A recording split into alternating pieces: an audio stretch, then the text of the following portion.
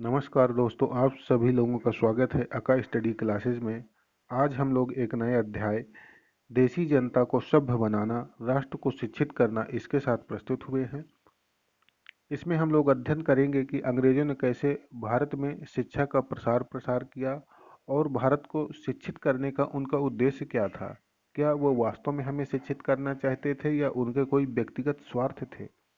इन चीज़ों को हम लोग समझेंगे इस अध्याय में। पहले के अध्यायों में आप देख चुके हैं कि ब्रिटिश शासन के कारण यहाँ के राजाओं और नवाबों, किसानों और आदिवासियों पर किस किस तरह के प्रभाव पड़े थे। इस अध्याय में हम यह समझने का प्रयास करेंगे कि इन चीज़ों से विद्यार्थियों के जीवन पर क्या असर पड़े। विद्यार्थियों के जीवन को समझना इसलिए जरूरी है क्योंकि भारत में अंग्रेज केवल भू क्षेत्र यानी भूमि पर विजय और आय पर नियंत्रण नहीं चाहते थे। उन्हें लगता था कि उनका एक सांस्कृतिक मिशन भी है। वे मानते थे कि उन्हें देसी समाज को सभ्य बनाना है और उसके रीति रिवाजों और मूल्य मान्यताओं को बदलना है, क्योंकि जब वो अपनी अंग्रेजी शिक्षा देंगे तभी तो लोग उनके धर्म को भी फॉलो करेंगे। तो इसलिए वो उनको शिक्षा भी देना चाहते। और देखिए 1813 का जो एक्ट आ रहा है, इसी एक्ट में दो चीज़ें हो रही हैं। एक तो चीज़ हो रही है कि शिक्षा के लिए 1 लाख रुपया की व्यवस्था की गई है और दूसरी चीज़ की गई है कि ईसाई मिशनरियों को भारत में ईसाई धर्म के प्रचार प्रसार की भी छूट दे दी गई है। तो ये शिक्षा दे रहे हैं और शिक्षा देंगे अंग्रेजी में, तो ईसाई धर्म का प्रचार प्रसार शिक्षा में घुसेड़ के वो लोग करेंगे। तो दोनों कारण थे उनके। इसके लिए कौन से बदलाव लाए जाने थे। भारतीय शिक्षित सभ्य और अंग्रेजों की सोच के मुताबिक अच्छी प्रजा बनाने के लिए कौन से कदम उठाए जाने थे। अंग्रेजों के पास भी इन सवालों के कोई बने बनाए जवाब नहीं थे। इन सवालों पर कई दशक तक बहस चलती रही। अंग्रेज शिक्षा को किस तरह देखते थे। आइए सबसे पहले इस बात पर ध्यान दें कि शिक्षा के क्षेत्र में अंग्रेज क्या सोच रहे थे और शिक्षा के जो विचार हमें आज सहज सामान्य दिखाई देते हैं वे पिछले 200 सालों में किस तरह विकसित हुए। इस पड़ताल के दौर में हम इस बात पर भी विचार करेंगे कि भारतीयों ने ब्रिटिश विचारों पर कैसी प्रतिक्रिया दी और इस बारे में अंग्रेजों के विचार किस तरह विकसित हुए कि भारतीयों को कैसे पढ़ाया जाए। प्राच्यवाद की परंपरा। सन 1883 में विलियम जोन्स नाम के एक सज्जन कलकत्ता आए। उन्होंने ईस्ट इंडिया कंपनी द्वारा स्थापित किए गए सुप्रीम कोर्ट में जूनियर जज के पद पर तैनाती की।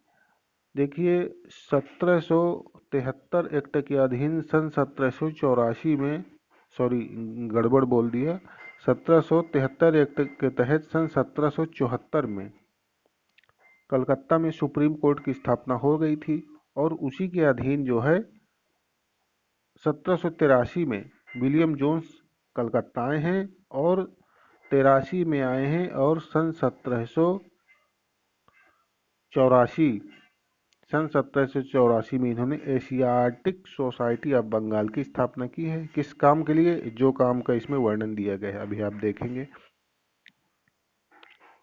उन्हें ईस्ट इंडिया कंपनी द्वारा स्थापित किए गए सुप्रीम कोर्ट में जूनियर जज के पद पर तैनात किया गया था। कानून का माहिर होने के साथ साथ जोन्स एक भाषाविद भी थे। उन्होंने ऑक्सफोर्ड में ग्रीक और लैटिन, ग्रीक यानी यूनानी और लैटिन का अध्ययन किया है। वे फ्रेंच यानी फ्रांसीसी और अंग्रेजी भी जानते थे। अंग्रेज थे तो अंग्रेजी तो जानेंगे ही।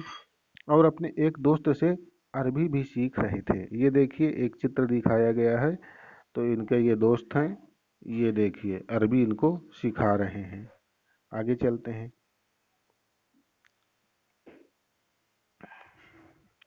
कलकत्ता में आने के बाद वे रोजाना घंटों संस्कृत विद्वानों के साथ बैठकर उनसे संस्कृत की बारीकियां, उसकी व्याकरण और संस्कृत काव्य का अध्ययन करने लगे थे। तो कुछ ही समय में उन्होंने कानून, दर्शन, धर्म, राजनीति, नैतिकता, अंकगणित, चिकित्सा विज्ञान और अन्य विज्ञानों की प्राचीन भारतीय पुस्तकों का अध्ययन शुरू कर दिया। जोन्स ने पाया कि उस समय कलकत्ता में तैनात बहुत सारे अंग्रेज अफसर भी उनके जैसी दिलचस्पियां रखते थे। क्या करें, दिन भर काम कर रहे हैं, शाम को अब कुछ इसी तरह की दिलचस्पियां रखेंगे। हेनरी टॉमस कोलब्रुक और नेथानियल हॉलैंड भी भारतीय भाषाएं सीखकर संस्कृत व फारसी रचनाओं का अंग्रेजी में अनुवाद कर रहे थे। और प्राचीन भारतीय विरासत को समझने के प्रयास में लगे हुए थे। इन लोगों के साथ मिलकर जोन्स ने एशियाटिक सोसाइटी ऑफ बंगाल का गठन किया है। यानी किन किन लोगों के साथ? टॉमस कोलब्रुक मिल रहे हैं, नैथेलियन हॉलैंड मिल रहे हैं और खुद हो गए। तो ये 3 लोग मिलकर एशियाटिक सोसाइटी ऑफ बंगाल का गठन कर रहे हैं सन 1784 ईस्वी में। आगे चलते हैं। जोन्स और कोलब्रुक भारत के प्रति एक खास तरह का रवैया रखते थे।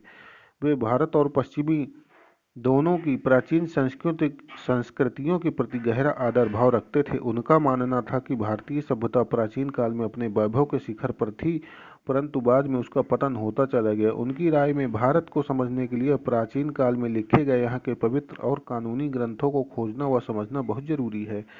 उनका मानना था कि हिंदुओं और मुसलमानों के असली विचारों व कानूनों को इन्हीं रचनाओं के जरिए समझा जा सकता है और इन रचनाओं के पुनः अध्ययन से ही भारत के भावी विकास का आधार पैदा हो सकता है। इस तरह जोन्स और कोलब्रुक दोनों ही प्राचीन ग्रंथों को ढूंढने, उनकी व्याख्या करने, अनुवाद करने और ज़्यादा से ज़्यादा लोगों तक अपने नतीजे पहुंचाने में जुट गए। उन्हें विश्वास था कि यह परियोजना न केवल अंग्रेजों को भारतीय संस्कृति को सीखने में मदद करेगी, बल्कि भारतीयों को भी अपनी विरासत को दोबारा अपनाने और अतीत के लुप्त वैभव को समझने में मदद कर देगी। और सबसे मुख्य उद्देश्य उनका ये था कि भारतीयों की संस्कृति को समझें, उनके कानूनों को समझें कि प्राचीन काल में क्या कानून चलते थे। उन चीज़ों को जान के ही हम लोग समझ पाएंगे कि हमें भारत में शासन कैसे करना है, क्योंकि लोग पहले के राजा महाराजा जो हिंदू कानूनविद थे, तो जो राजा हुए तो उनकी हिंदू कानून विधियाँ रही होंगी, तो उसके आधार पर हिंदुओं पे शासन करना है। फिर यहाँ मुस्लिम आ गए हैं, तो मुस्लिमों को क्या कानून थे जब उन्होंने शासन किया, तो वो दोनों की किताबें खोज रहे थे, मुस्लिमों की भी और उधर हिंदुओं को भी, ताकि उन्हें भारत में शासन करने में सुविधा हो सके। इन प्रयासों और विचारों से प्रभावित होकर कंपनी के बहुत सारे अधिकारियों ने दलील दी कि अंग्रेजों को पश्चिमी ज्ञान की बजाय भारतीय ज्ञान को प्रोत्साहन देना चाहिए। वे चाहते थे कि प्राचीन भारतीय ग्रंथों के अध्ययन को प्रोत्साहित करने और संस्कृत व फारसी, देखिए जो भारत के थे, हिंदू थे, तो उनकी जो रचनाएं थी वो संस्कृत में थे, तो इसलिए संस्कृत पढ़ना है। और फारसी साहित्य ये मुसलमानों की थी। जब इल्तुतमिश दिल्ली सल्तनत की स्थापना करता है, वहां से ही फारसी चल रही है और पूरे मुगल काल तक ये राजकीय भाषा रही है। तो इधर फारसी ही उन्हें पढ़नी पड़ेगी और संस्कृत। वह काव्य पढ़ाने के लिए संस्थानों की स्थापना की जाए। इन अधिकारियों का यह भी मानना था कि हिंदू और मुसलमानों को वही पढ़ाया जाना चाहिए जिससे वे पहले से परिचित हैं और जिसे वे आदर और महत्व देते हैं। उन्हें अनजाने विषयों की शिक्षा न दी जाए। इन अफसरों की राय में केवल तभी अंग्रेज,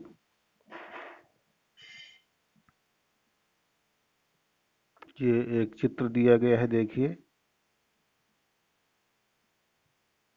अब उसका आगे, तभी अंग्रेज देसी जनता का दिल जीत सकते हैं। केवल तभी अजनबी शासक अपनी प्रजा से आदर की उम्मीद कर सकते हैं। यानी अंग्रेज कह रहे हैं कि इनकी जो भाषा है उसी भाषा में इनको शिक्षा दी जाए तो ये हमारा सम्मान करेंगे, और यदि हम इनके ऊपर जबरदस्ती अपनी अंग्रेजी भाषा थोपेंगे, इनको समझ में आएगी नहीं, इनके लिए एकदम नई होगी, तो हो सकता है कि ये हमारा विद्रोह करें और हमसे घृणा भी करें। अब इस चित्र के बारे में देखिए, जान लेते हैं ये क्या दिखाने का प्रयास कर रहे हैं। वारेन हेस्टिंग का स्मारक रिचर्ड वेस्ट कोर्ट 1830, अब कलकत्ता स्थित विक्टोरिया मेमोरियल में ये चित्र है। इस तस्वीर से पता चलता है कि भारत में ब्रिटिश सत्ता के बारे में प्राच्यवादी किस तरह सोचते थे। यहाँ आप देख सकते हैं कि सबसे ऊपर हेस्टिंग्स की भव्य प्रतिमा है, जो प्राच्यवादियों के भारी समर्थक थे। इसके एक तरफ पंडित और दूसरी तरफ नीचे बैठा हुआ मुंशी दिखाई दे रहा है। हेस्टिंग्स तथा अन्य प्राच्यवादी भारतीय विद्वानों से विभिन्न भारतीय भाषाएं सीखना चाहते थे, जिन्हें वह कई बार केवल बोलियां समझते और वर्नाक्यूलर का नाम देते। स्थानीय रीति रिवाजों और कानूनों के बारे में जानना चाहते थे और भारतीय ग्रंथों के अनुवाद और व्याख्या में मदद चाहते थे। हेस्टिंग्स ने पहल करके कलकत्ता मदरसे की स्थापना की थी। वारेन हेस्टिंग्स ने कलकत्ता मदरसे की स्थापना की थी सन 1881 में। कहाँ? कलकत्ता में। और इसी के 10 साल बाद 1891-92 में स्थापना हुई है किसकी? संस्कृत कॉलेज बनारस की जोनाथन डंकन ने की थी।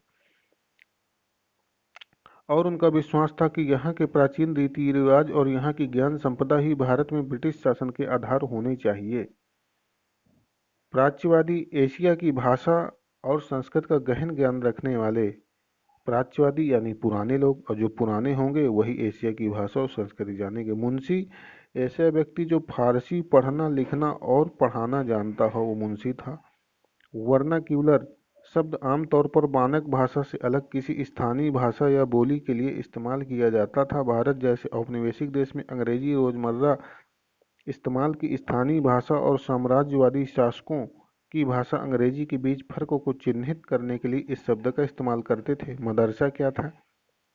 सीखने के स्थान को अरबी भाषा में मदरसा कहा जाता था। यह किसी भी तरह का स्कूल या कॉलेज या कोई और संस्थान हो सकता था। यानी मुसलमानों ने जो पढ़ने के स्थान बनाए, प्राथमिक विद्यालय बनाए, उन्हीं को मदरसा कहते थे। लेकिन ये स्कूल भी हो सकते हैं, कॉलेज भी हो सकते हैं, और कोई संस्थान, यानी जहाँ से सीख रहे हैं आप, वो मदरसा है।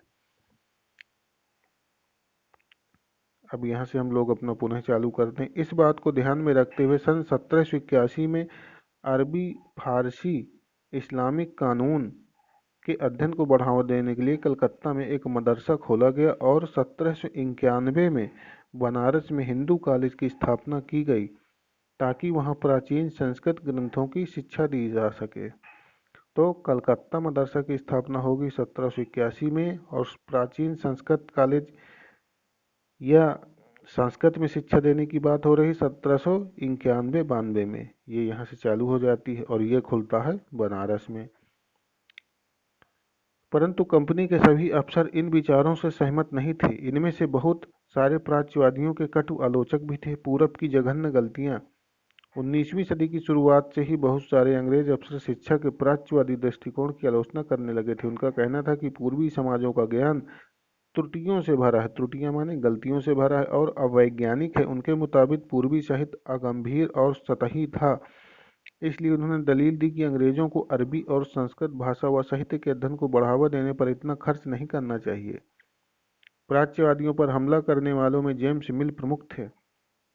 यानी जेम्स मिल जो थे वो प्राच्यवादी, यानी जो संस्कृत शिक्षा या भारतीय शिक्षा देना चाहते थे, इसका जेम्स मिल विरोध करते थे।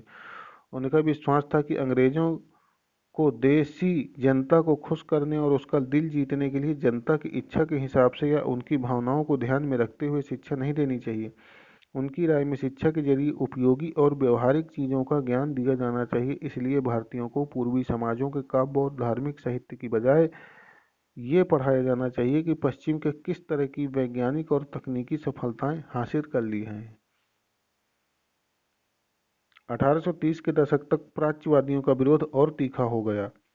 थॉमस बैबिंगटन मैकाले इन आलोचकों में सबसे मुखर और प्रभावशाली विचारक थे। वह भारत को असभ्य देश मानते थे जिसे सभ्यता का पाठ पढ़ाना जरूरी है। मैकाले के मुताबिक पूर्वी ज्ञान की कोई भी शाखा इंग्लैंड की प्रगति के समकक्ष नहीं थी। पूर्वी देश थे भारत ये पूर्वी देश में आते थे, और इंग्लैंड पश्चिमी देशों में आते थे। यूरोप की जितनी देश हैं वो सब पश्चिमी देशों में आते हैं।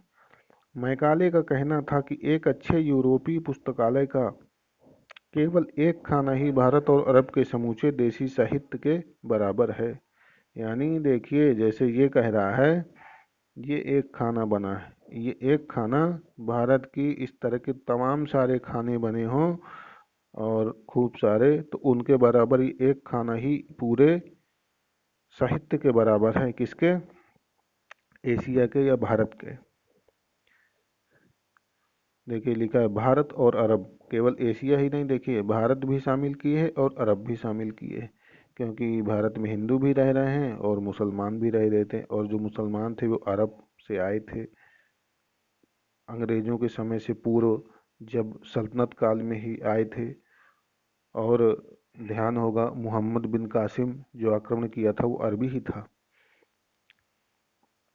उनका तर्क था कि भारत में ब्रिटिश सरकार को प्राच्यवादी ज्ञान पर सरकारी पैसा बर्बाद नहीं करना चाहिए, क्योंकि इससे कोई फायदा होने वाला नहीं है।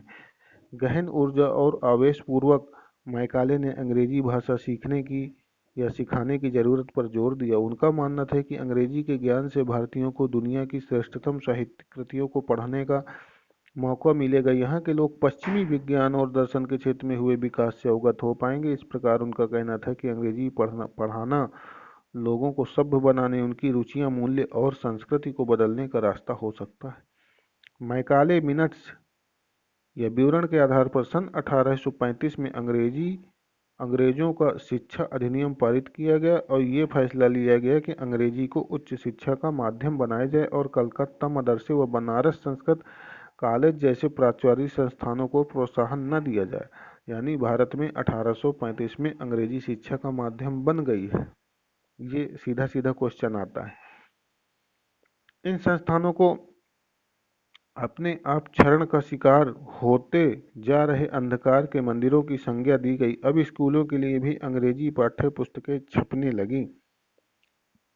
व्यवसाय के लिए शिक्षा। सन 1854 में ईस्ट इंडिया कंपनी के लंदन स्थित कोर्ट ऑफ डायरेक्टर्स ने भारतीय गवर्नर जनरल को शिक्षा के विषय में एक नोट भेजा। कंपनी के नियंत्रक मंडल के अध्यक्ष चार्ल्स वुड, यही है वुड डिस्पैच जो 1854 में आता है, के नाम से जारी किए गए इस संदेश को वुड का नीति पत्र या डिस्पैच, वुड डिस्पैच के नाम से जाना गया। इस दस्तावेज में भारत में लागू की जाने वाली शिक्षा नीति की रूपरेखा स्पष्ट की गई और उस चीज़ को फिर से दोहराया गया। यानी 1835 में जो है अंग्रेजी को शिक्षा का माध्यम बना रहे हैं और 1854 में वुड डिस्पैच आ रहा है जो भारत में कैसे शिक्षा दी जाएगी इसकी रूपरेखा को और साफ कर रहा है। प्राच्यवादी ज्ञान के स्थान पर यूरोपीय शिक्षा को अपनाने से कितने व्यवहारिक लाभ होंगे, यही चीज वुड डिस्पैच में उन्होंने बता दी। इस दस्तावेज में यूरोपीय शिक्षा का एक व्यवहारिक लाभ आर्थिक क्षेत्र में बताया गया था। उनके मुताबिक यूरोपीय शिक्षा के माध्यम से भारतीयों को व्यापार और वाणिज्य के विस्तार से होने वाले लाभों को समझने और देश के संसाधनों के विकास का महत्व समझने में मदद मिलेगी। यदि उन्हें यूरोपीय जीवन शैली से अवगत कराया गया तो उनकी रुचियों और आकांक्षाओं में भी बदलाव आएगा और ब्रिटिश वस्तुओं की मांग पैदा होगी। इससे क्या होगा कि जब ये लोग अंग्रेजी सीखेंगे, अंग्रेजी बोलेंगे तो हमारे जैसे बनने लगेंगे, तो ये कहेंगे कि जो हम लोग इस्तेमाल कर रहे हैं यानी अंग्रेज, इनको भी वही चीज़ चाहिए।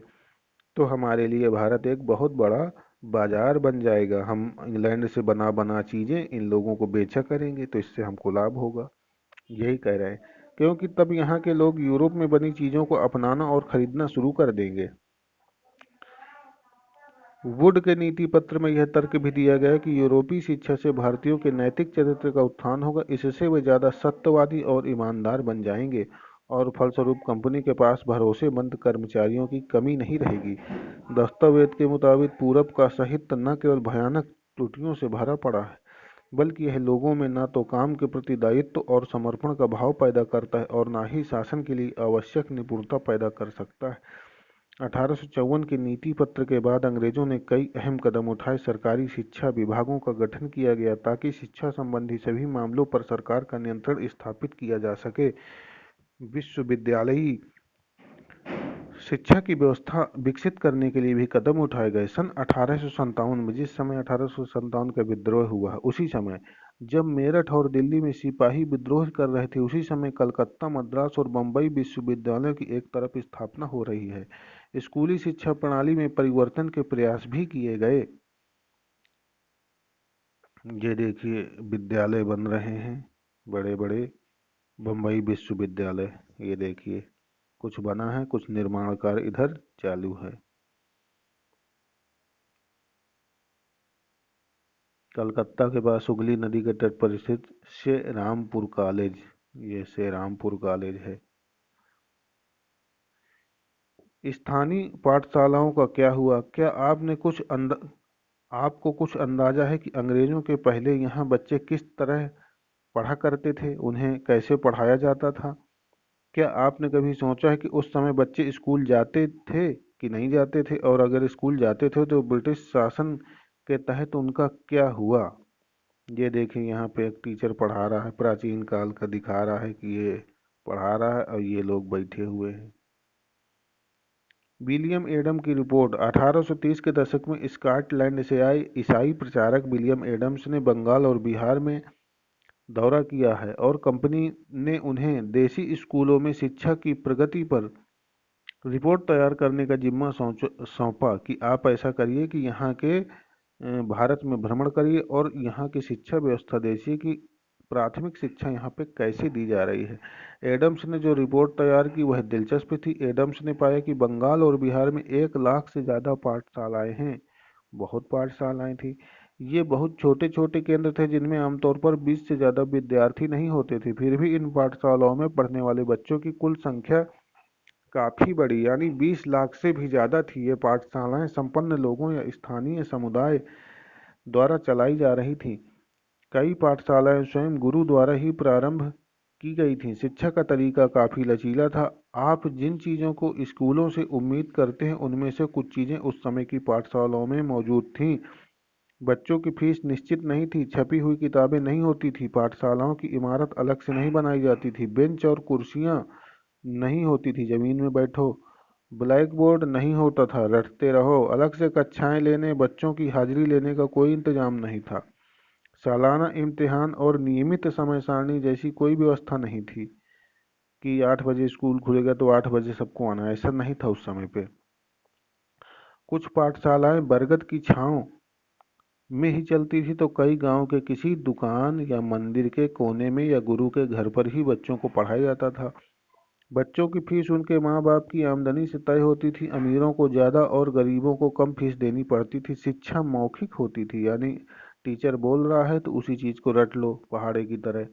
और क्या पढ़ाना है यह बात विद्यार्थियों की ज़रूरतों को देखते हुए गुरु ही तय करते थे। विद्यार्थियों को अलग अलग कक्षाओं में नहीं बैठाया जाता था। सभी एक जगह एक साथ बैठते थे। कक्षा 1 2 4 6 जो भी हो सब इकट्ठा बैठ जाओ, ये वाला सिस्टम था।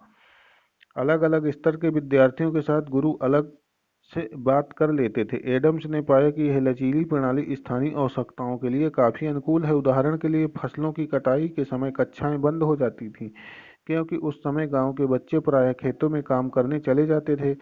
कटाई और अनाज निकल जाने के बाद पाठशाला दोबारा शुरू हो जाती थी। इसका परिणाम यह था कि साधारण काश्तकारों के बच्चे भी पढ़ाई कर सकते थे।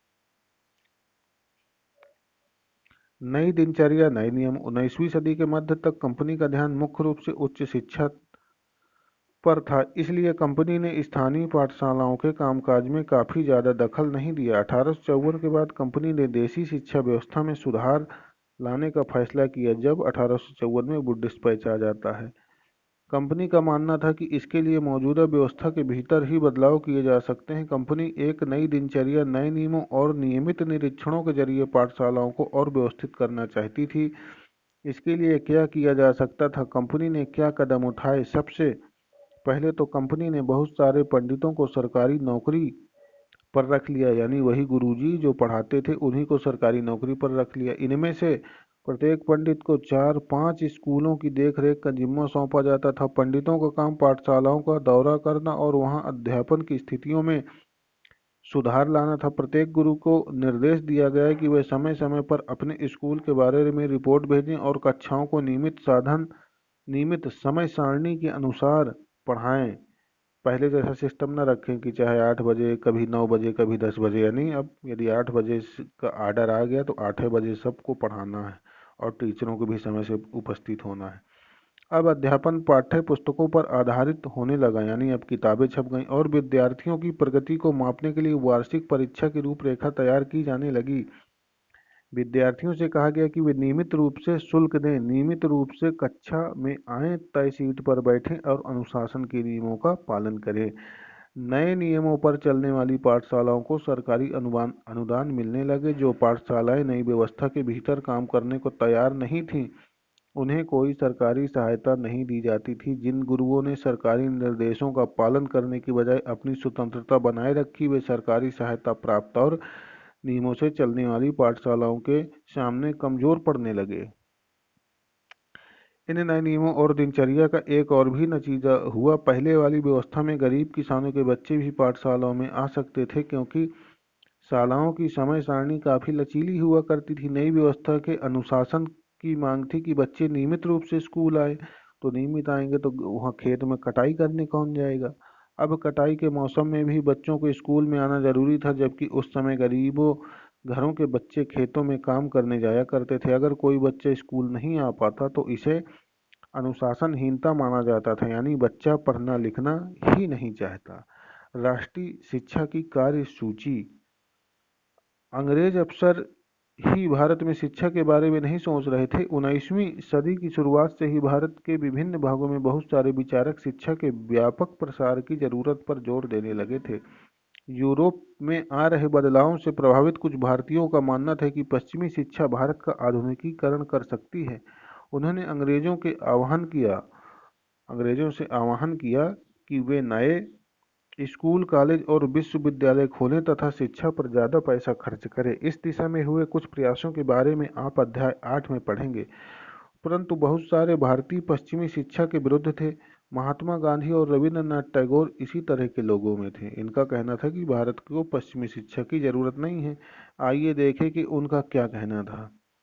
अंग्रेजी शिक्षा ने हमें गुलाम बना दिया है। महात्मा गांधी का कहना था कि औपनिवेशिक शिक्षा ने भारतीयों के मस्तिष्क में हीनता का बोध पैदा कर दिया है। इसके प्रभाव में आकर यहाँ के लोग पश्चिमी सभ्यता को श्रेष्ठतम मानने लगे हैं और अपनी संस्कृति के प्रति उनका गौरव भाव नष्ट हो गया है। महात्मा गांधी ने कहा कि इस शिक्षा में विष भरा है, यह पापपूर्ण है, इसने भारतीयों को दास बना दिया है, इसने लोगों पर प्रभाव डाला है। उनके मुताबिक पश्चिमी शिक्षा से अभिभूत पश्चिम से आने वाली हर चीज की प्रशंसा करने वाली इन संस्थानों में पढ़ने वाले भारतीय ब्रिटिश शासन को पसंद करने लगे हैं। यानी ब्रिटिश हमको अंग्रेजी शिक्षा दे रहे हैं तो धीरे धीरे अपना गुलाम बना रहे हैं। हमें ब्रिटिशों के वस्त्र अच्छे लग रहे हैं, ब्रिटिशों की जो जो चीज़ें हैं, जो वो लोग उपयोग करते हैं, जो उनका फैशन है, जो उनकी बोलचाल की भाषा है, जो उनकी संस्कृति है, इसी चीज़ को ये पढ़े बच्चे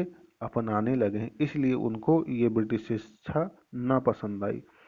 महात्मा गांधी एक ऐसी शिक्षा के पक्षधर थे जो भारतीयों के भीतर प्रतिष्ठा और स्वाभिमान की भाव पुनर्जीवित कर सके।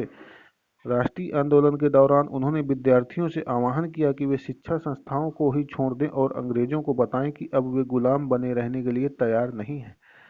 महात्मा गांधी की दृढ़ मान्यता थी कि शिक्षा केवल भारतीय भाषाओं में ही दी जानी चाहिए। उनके मुताबिक अंग्रेजी में दी जा रही शिक्षा भारतीयों को अपाहिज बना देती है, उससे उन्हें अपने सामाजिक परिवेश से काट दिया है और उन्हें अपनी ही भूमि पर अजनबी बना दिया है। उनकी राय में विदेशी भाषा बोलने वाली स्थानीय संस्कृति से घृणा करने वाले अंग्रेजी शिक्षित भारतीय अपनी जनता से जुड़ने के तौर तरीके भूल चुके थे।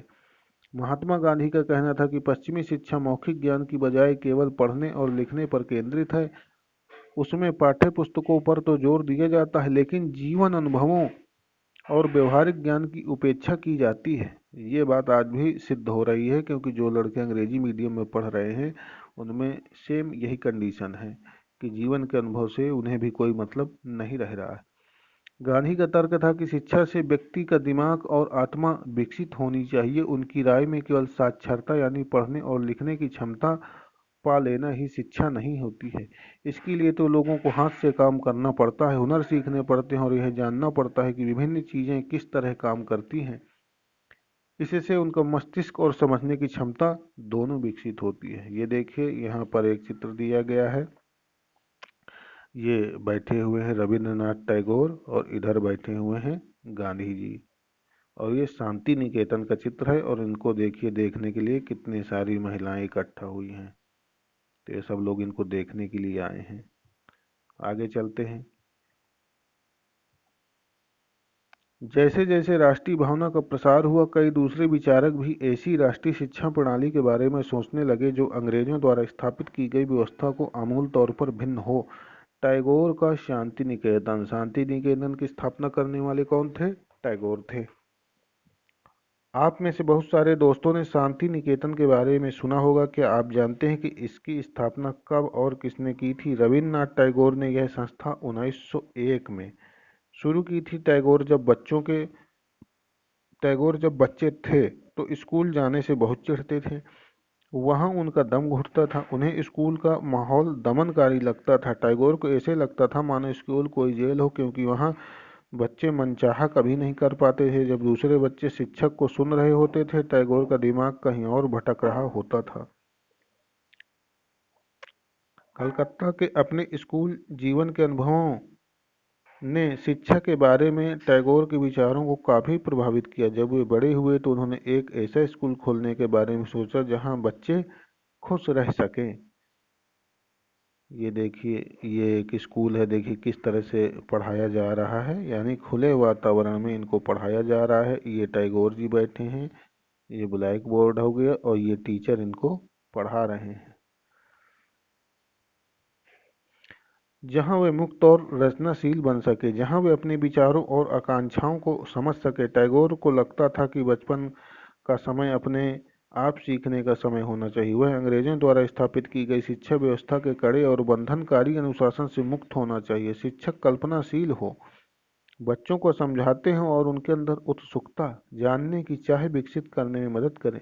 यदि कोई भी टीचर होगा, यदि किसी विषय को पढ़ाने में बच्चे के अंदर उत्सुकता पैदा कर ले गया तो बच्चा जल्दी सीख जाएगा। टैगोर के मुताबिक वर्तमान स्कूल बच्चों की रचनाशीलता, चकित होने के उसके स्वाभाविक गुण को मार देते हैं।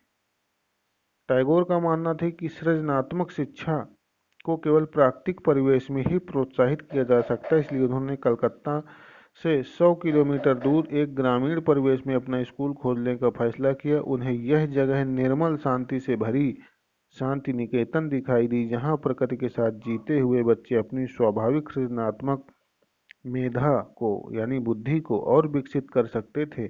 बहुत सारे मामलों में टैगोर और महात्मा गांधी शिक्षा के बारे में कमोबेश एक जैसी राय रखते थे, लेकिन दोनों के बीच फर्क था। क्या फर्क था?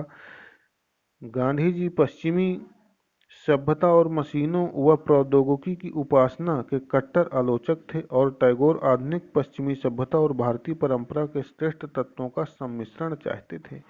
उन्होंने शांति निकेतन में कला, संगीत और नृत्य के साथ साथ विज्ञान और प्रौद्योगिकी की शिक्षा पर भी जोर दिया। इस प्रकार बहुत सारे लोग इस बारे में सोचने लगे कि एक राष्ट्रीय शिक्षा प्रणाली की रूपरेखा क्या होनी चाहिए। कुछ लोग अंग्रेजों द्वारा स्थापित की गई व्यवस्था में परिवर्तन चाहते थे। उनका मानना था कि इसी व्यवस्था को इस तरह फैलाया जाए कि उसमें ज़्यादा से ज़्यादा लोगों को पढ़ने का मौका मिले। इसके विपरीत बहुत सारे लोग ऐसे भी थे जो एक वैकल्पिक व्यवस्था चाहते थे, ताकि लोगों को सच्चे अर्थों में राष्ट्रीय संस्कृत की शिक्षा दी जा सके। कौन तय करे कि सच्चे अर्थों में राष्ट्रीय क्या होता है? इस राष्ट्रीय शिक्षा की बहस स्वतंत्रता के बाद भी जारी रही।